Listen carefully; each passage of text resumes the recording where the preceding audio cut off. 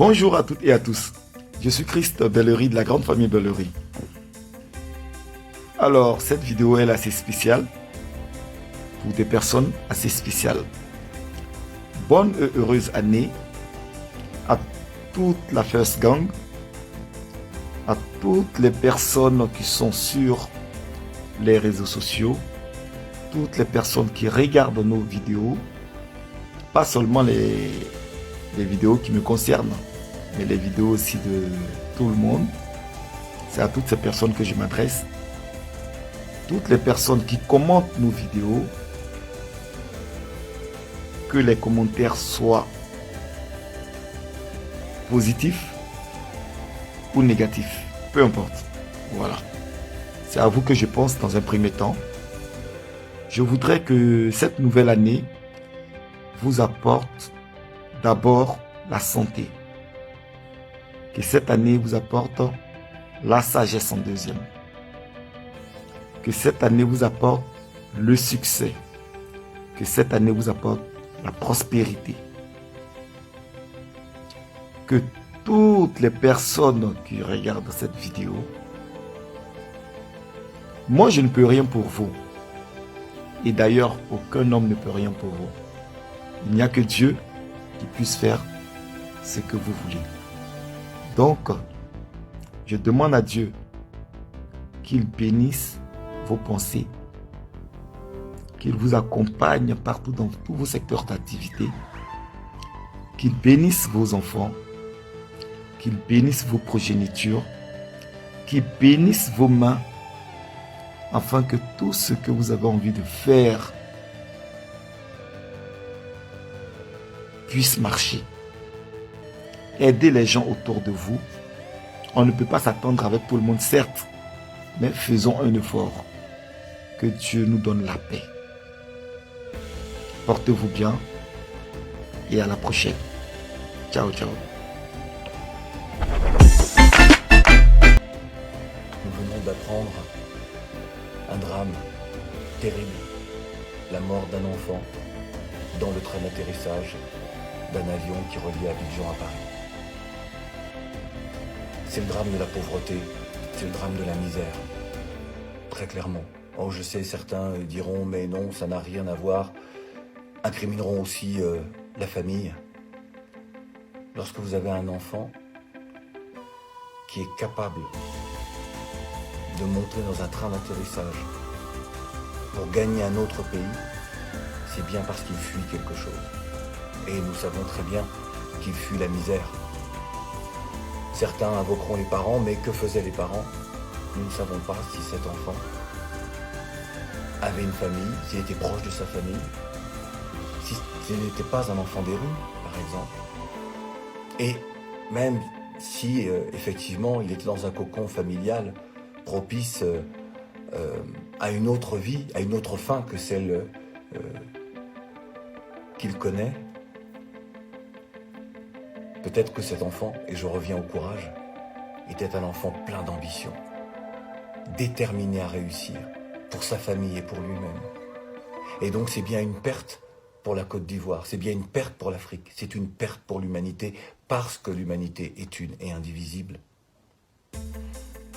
En cette année 2020, bon nombre de pays africains, comme les années précédentes, célébreront les indépendances.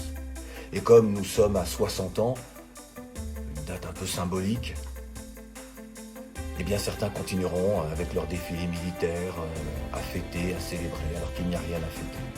Si encore on avait honoré la mémoire des grands hommes, des femmes importantes qui ont permis par leur sacrifice cette liberté, ce début d'émancipation, là encore peut-être que les fêtes d'indépendance auraient une signification primordiale, fédératrice pour l'ensemble des nations.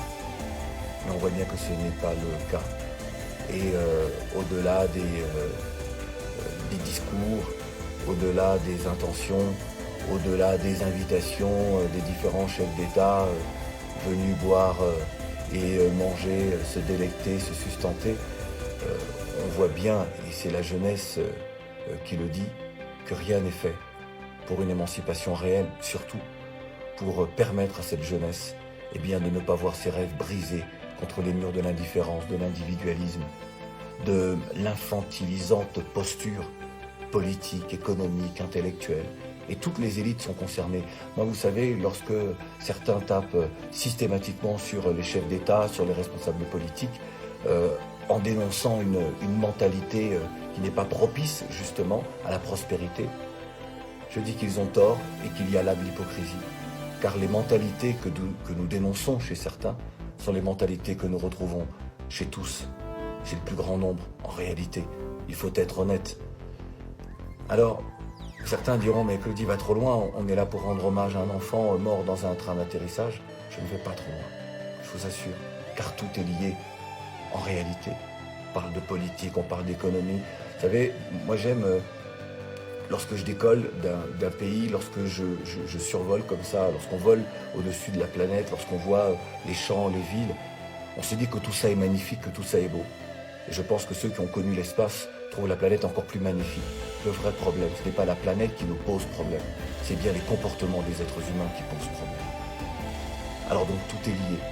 Chaque acte que nous posons peut être positif ou négatif pour nous-mêmes et pour nos semblables. Et je crois qu'il est possible de construire une autre relation entre les uns et les autres. Et cela sans haine. Un autre monde est possible. D'autres rapports entre les peuples sont possibles. Encore faut-il en être capable.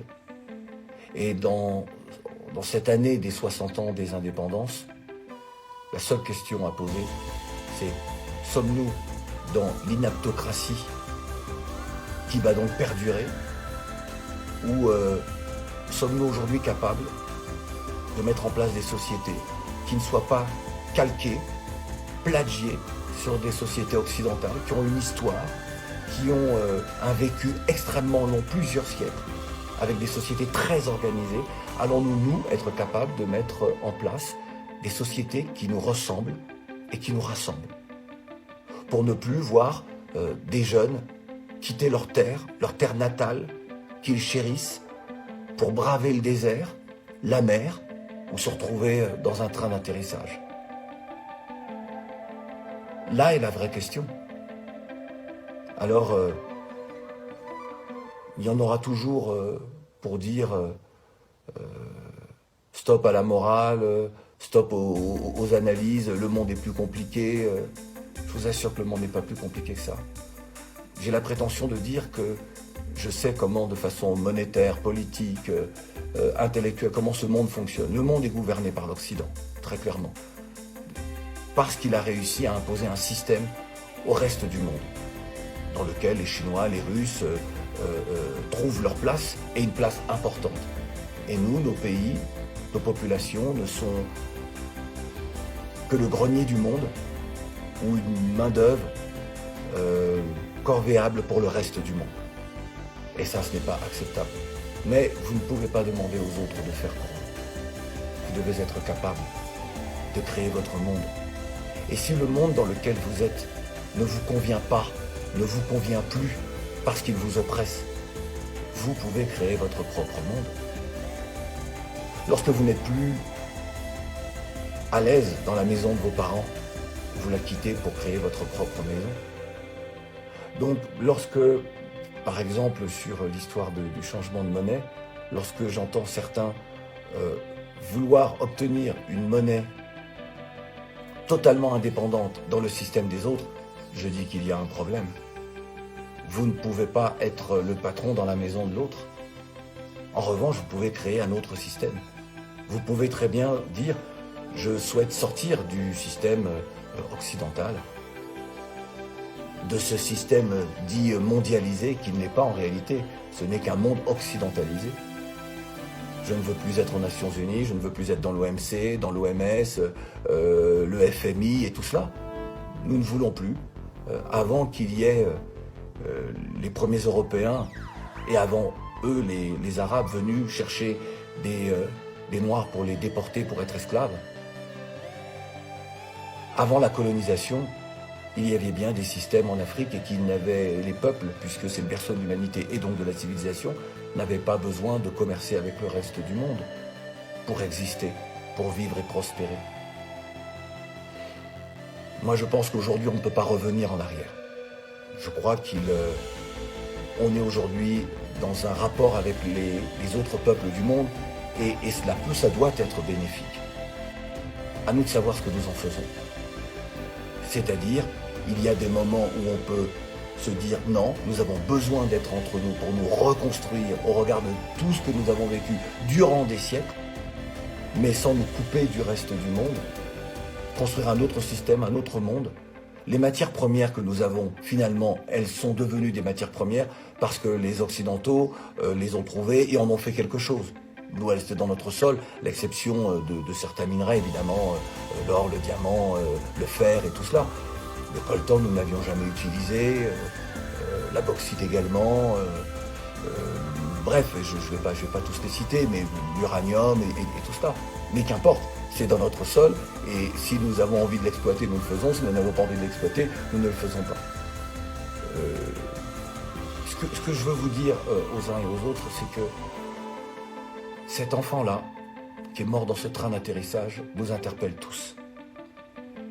Sur nos comportements au quotidien, sur ce que nous sommes en réalité, sur nos incapacités, à tous, chacun.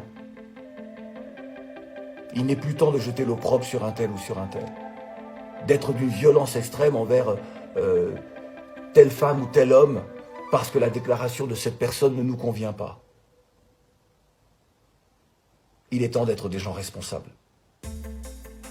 Il est temps de comprendre dans chaque acte que nous posons, dans l'image que nous montrons de nous-mêmes, que ce soit dans nos critères de beauté ou dans nos paroles ou dans les métiers que nous faisons, c'est-à-dire sommes-nous de bons employés, de bons patrons, de nous interroger réellement pour comprendre pourquoi nous en sommes là aujourd'hui. Hommage à cet enfant, mort. Et c'est le drame de la pauvreté. Mais c'est surtout et avant tout le drame de notre incapacité à construire un monde qui nous ressemble et qui nous rassemble.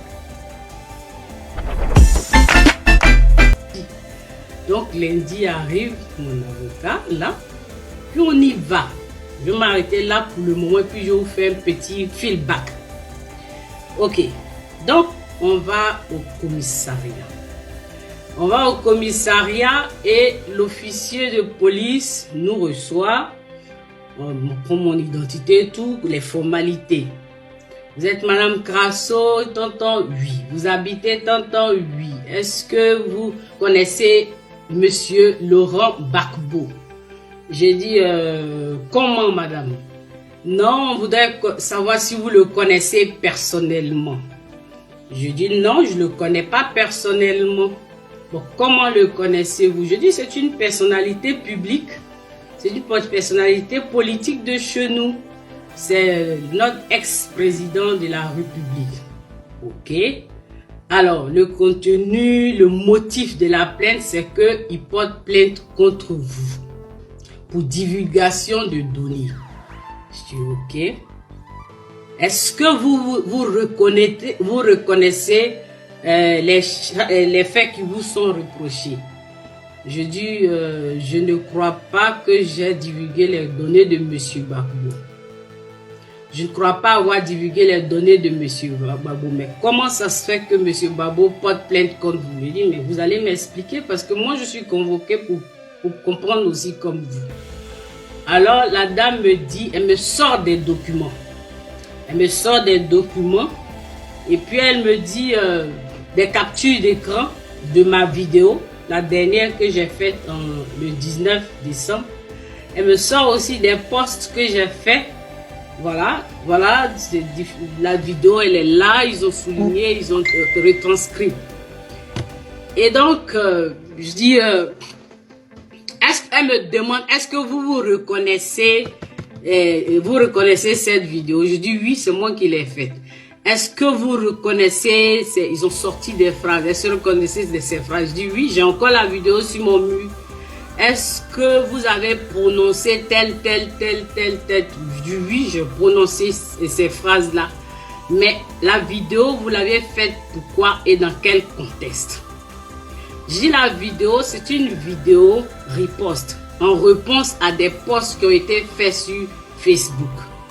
Et j'ai nommé les gens qui ont fait les posts et j'ai sorti les captures d'écran des posts. J'ai montré les contenus des posts. Alors, quand j'ai montré les contenus des posts, alors c'est par rapport à ces posts-là que vous avez répondu à la vidéo, par une vidéo. J'ai dit oui madame, parce que moi je suis beaucoup plus à l'aise dans une vidéo. Donc j'ai répondu à ces posts qui exposaient la vie de ma soeur. Son arbre généalogique et sa famille et tout. Mais je ne me suis jamais adressé à monsieur Laurent Gbagbo. Voilà. Moi, ma vidéo, elle est bien ciblée, identifiée. Voilà, la personne est bien définie. Elle s'appelle Nadiani Bomba. Voilà, parce que c'est elle qui a commis des gens pour faire des posts sur ma soeur. Mais avant ma soeur, elle a commis des gens pour faire des vidéos, pour faire des posts sur sa page qui est LGTV, exposer nos vies, exposer nos données, insulter nos enfants, insulter nos parents, nous insulter, nous traîner dans la boue. Donc c'est en réponse de sa vie, tous ces posts-là que moi, c'est le ras-le-bol en fait, qui a fait que j'ai dû répondre parce que trop c'était trop. Voilà.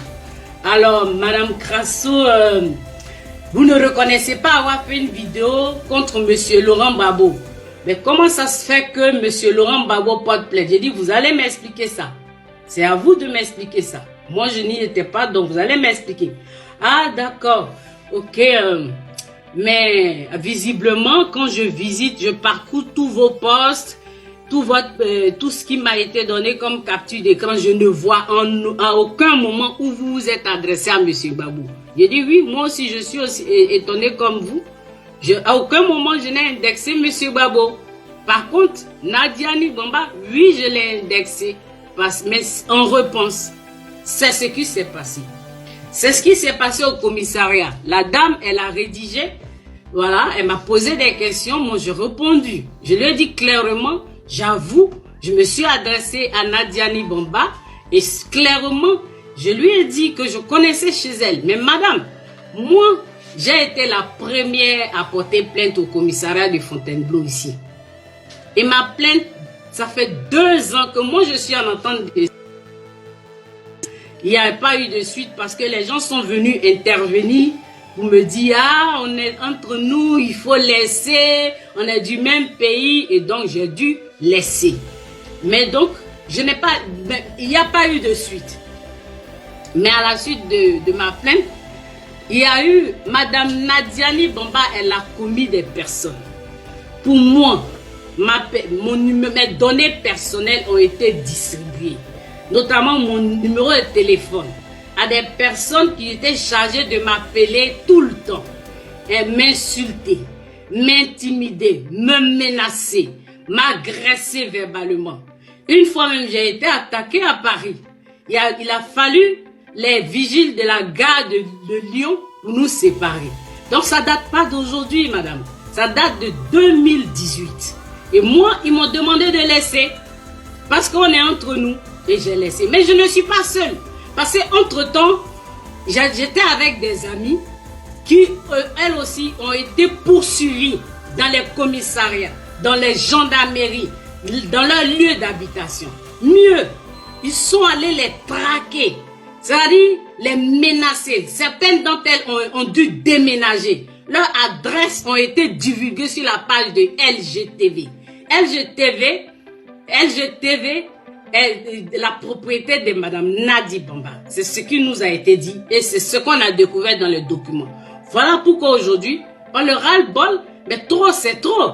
On ne peut pas se permettre impunément de toujours exposer les autres. Demander aux gens de faire des vidéos pour insulter nos parents, aller dans nos villages, faire des recherches et puis venir nous insulter impunément. Moi, je ne l'ai pas insulté. Je lui ai dit que je sais où elle habite et que je donnais son adresse spécifiquement. Maintenant, si vous dites que M. Laurent Gbagbo habite là, je suis étonné parce qu'il ne nous a jamais été dit qu'il habitait à cette adresse. Voilà. C'est tout, mes amis. Mais c'est vraiment tout, hein. C'est tout. Et donc moi je reviens ici pour dire que cette affaire-là dure depuis 2018. Moi, Rachel Crasso, là, j'ai été insulté sur Facebook ici. J'ai été vilipendé par Nadi Bamba, des gens qu'elle-même elle a demandé, à qui elle a demandé. Hein? Tout le monde a suivi ici. Tout le monde a suivi. Donc ce n'est pas une affaire qui est nouvelle. Je ne me suis pas adressé au président Gbagbo. Je n'ai pas affaire à lui. Je me suis adressé à la personne qui m'a attaqué. Elle souffrait que je me défende. Moi, je vois des gens qui font des posts. Il y a eu plein de posts là. Oui, le président Gbagbo. Non, non, non, non, non. Je ne me suis pas adressé au président Gbagbo. Et je vais vous dire pourquoi je ne vais pas publier les documents. Parce que c'est une enquête qui est ouverte. L'enquête, elle est ouverte, elle est en cours. La policière et mon avocat m'a chargé de vous dire que quiconque va faire une vidéo me concernant, ce sera bien que vous me calomniez, ce sera bien que vous m'insultiez, ce sera bien que vous me menacez, mais tenez compte du fait que l'affaire est en cours. Donc ce sera une pièce que je vais ajouter au dossier. Je vais faire des captures d'écran, je vais extraire les vidéos que je vais toujours ajouter au dossier. Oui, oui, oui. Là, je vois qu'il y a des gens qui ont commencé à faire des posts. Je vous conseillerais de sortir de ce championnat-là. Ça ne vous concerne en rien du tout. C'est un Nadi Bamba et moi. Si je parle ici, c'est parce que mon avocat m'a donné l'autorisation de parler. Sinon, je ne vous aurais rien dit. Je n'aurais pas fait un post même. Voilà. Donc, je vais vous dire, tous ceux qui font les vidéos, tous ceux qui font les posts, tous ceux qui font les communications, je vous conseillerais de mettre la pédale douce. Hein, parce que l'appel est en cours. C'est une affaire, c'est la cybercriminalité. Mesdames et messieurs, bonjour. Ce matin, je voudrais m'adresser à Annie Kelly et à sa bande. Je n'ai pas l'habitude de faire des vidéos et c'est ma première fois de faire une vidéo. Je suis très malade en ce moment, mais par rapport à tout ce qui se dit sur la toile, je fais un effort pour m'adresser à Annie Kelly. Annie Kelly, je voudrais te dire ceci. Te poser deux questions. Quel est ton problème, Annie Kelly? Quel est ton problème? Je te pose cette question avant que tu ne me répondes. Je voudrais te dire que je suis Christian Blé. Je suis Christian Blé. Tu m'as déjà vu. Tu as entendu parler de moi. Sache que le monde ne t'appartient pas. La Côte d'Ivoire ne t'appartient pas, Annie Kelly. Le président Gbagbo n'est pas ton ami, n'est pas ton jouet, Annie Kelly. Tu te permets d'insulter l'épouse, la deuxième épouse du chef de l'État, du président Gbagbo. Annie Kelly, quel est ton problème?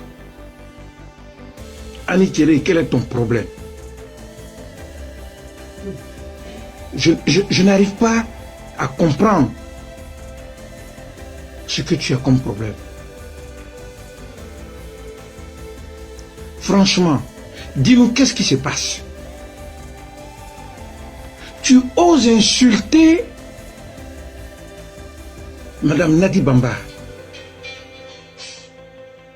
Mais Nadi Bamba, elle est la femme du président de la République, du président Laurent Gbagbo, que tu connais très bien. Tu as mangé dans les assiettes de Nadi Bamba. Tu as mangé dans les assiettes du président Gbagbo. le président Gbagbo t'a fait. Il t'a tout donné. Toi qui te connais dans la Côte d'Ivoire, Annick Thierry, personne ne te connaît. Grâce au président Gbagbo, je dis bien grâce au président Gbagbo, que les gens ont pu te connaître, Annick Thierry. Tu n'es rien, tu ne seras rien. Tu te prends pour qui? Et tu oses te mettre sur les réseaux sociaux pour dire que tu connais toutes les personnes qui ont couché avec Madame Nadi Bamba. Mais Annick Thierry, tu exagères.